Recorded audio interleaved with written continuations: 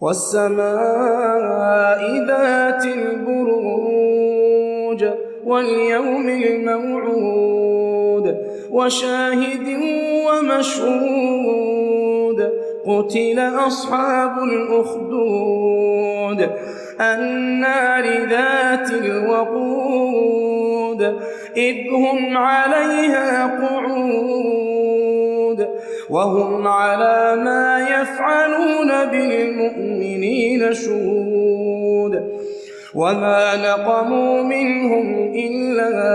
أن يؤمنوا بالله العزيز الحميد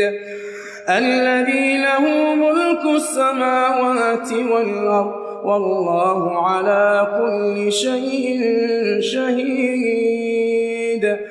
إن الذين فتنوا المؤمنين والمؤمنات